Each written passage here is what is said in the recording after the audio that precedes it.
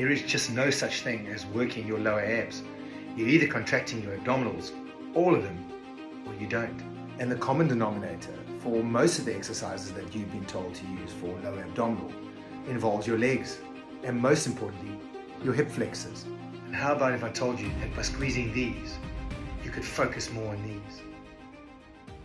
Hello beautiful people, welcome back to the channel. And for those newcomers, welcome. Now today the team and myself are going to shed some light on a still controversial topic, and that's with regards to training, or should I say isolating and targeting the lower abdominal area, and whether or not this is actually even possible. So stick around because this is sure to ruffle a couple of feathers, but you just can't argue the facts. And I always say, trust Uncle Sel. I've done the research and I've written the exams.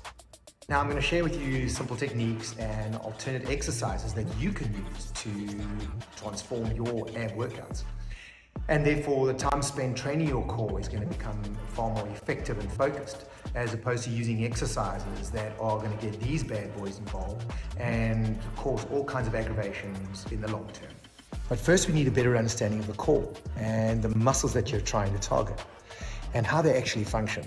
And only then will you get a better idea as to why certain exercises just don't make sense. So enough procrastination. Let's get to the core of the problem. Firstly, let's clear the elephant in the room. As far as biology is concerned, there is no upper abs and lower abs. There is only abs. And while it's commonplace to refer to the abs as separate upper and lower portions, the reality is it's virtually impossible to isolate the upper and lower regions. Yet there are certain exercises that can place more emphasis on certain abdominal regions. Specifically for this video, we will focus on the rectus abdominis, and of which its lower portion is often referred to as the lower abs. Right, so it's time to put all of this into perspective. And here's a couple of thought-provoking tidbits for you to think about when it comes to your future exercise choices. Now, your rectus abdominis muscle, or otherwise known as the six-pack muscle, has 2 points of attachment. The origin, where it originates from, and the insertion, where it ends, and typically crosses 1 or 2 joints. What is interesting to note is that this muscle does not directly cross the hip, nor does it attach directly onto the legs, aside from a fascial connection and relationship to the tendon of the anterior adductors. However, delving into this relationship is beyond the scope of today's discussion. Now, six-pack's main function is trunk flexion, achieved through independent segmental signals from the central nervous system, the CNS. When these segments contract, they shorten and pull the insertion towards the origin, facilitating the bringing of the upper body towards the lower body. Now, why is this important, you may ask? Well, if you wanted to emphasize the upper portion of your abs, you would have to keep your pelvis stable, as in a crunch. More importantly, and in relation to this video, to emphasize the lower portion of your six-pack muscle, your upper body would need to be fixed, while your lumbar spine still flexes. This would entail your pelvis moving upward in a tilting movement, as it does in the debunk exercise. Now here's some food for thought. When we're emphasizing those lower portions, there's no need for major leg movements, because as mentioned earlier, the rectus abdominis, or your six-pack, has no direct attachment to your legs. How you like them apples? But it's still fascinating to note that while the segments of the rectus abdominis receive independent signals from the CNS, studies have continuously shown that this muscle works as a coherent unit during contracting. And this just simply means that whether or not I try and emphasize the lower or the upper portions, there's still total recruitment achieved. Okay, so we're on to the business end of this video. And what better place to start than with everybody's go-to? You guessed it.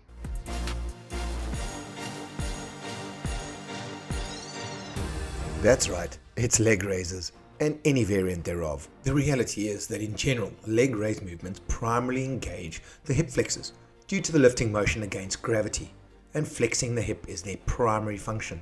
The lower portion of the abdominals acting more for stabilization along with the rest of the core muscles. Now, performing leg raises with a posterior pelvic tilt can emphasize the lower portion of the six-pack muscles. This occurs when the legs rise above hip level, intensifying overall core engagement. Unfortunately, this also places a lot more stress on your hip flexors. And if your ultimate goal is to create emphasis around your lower abdominal region, well then, I don't know. But fret not. Here are a couple of variations there for you to consider that are far more suited to getting the job done. Now, they are placed in sequence from beginner to advanced exercises. But at the end of the day, the same basic principles apply throughout.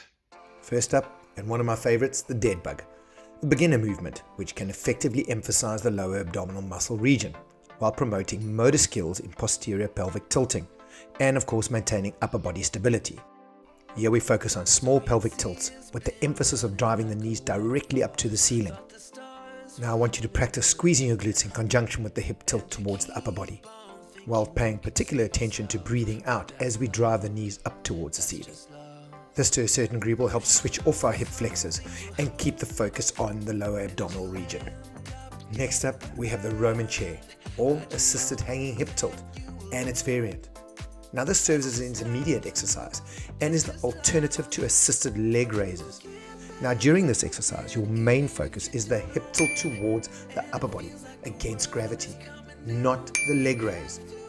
Again, I want you to emphasize squeezing your buttocks and breathing in conjunction with tilting of the hip to further deactivate your hip flexors, facilitating a far more focused movement. Now here's a little upgrade to enhance your focus. To increase emphasis on the lower abdominal regions, we just add an object between the knees, inducing internal rotation in the upper leg. This action further deactivates the prime hip flexors, intensifying the workout, and further targets the lower abdominal regions.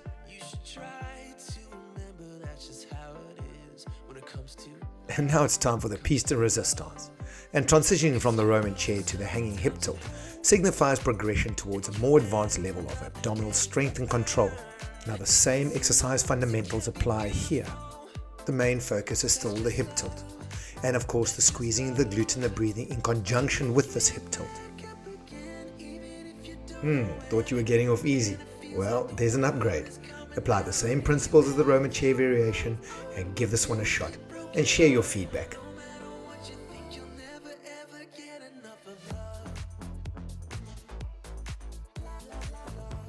Well, that's it for yet another video, and I hope that you're going to enjoy exploring some of these variations and techniques, regardless of your fitness levels. Remember, by employing techniques like pelvic tilting, glute squeezing, and of course upper leg internal rotation, we can enhance focusing on the lower abdominal regions while still engaging the entire core. But we do have to remember that unlocking the secrets to a strong core goes way beyond targeting and training surface level muscles, and that even though functional based approach is optimal for comprehensive core training, we'll always have to take into account personal preferences as well as personal goals. Well, thank you for watching. Keep an eye out for my next video that I'm going to be dropping with regards to diverse core activations and training techniques. That's going to be a real goodie. And then go check out this video here. It's a great video on glute activations and my two-step activation process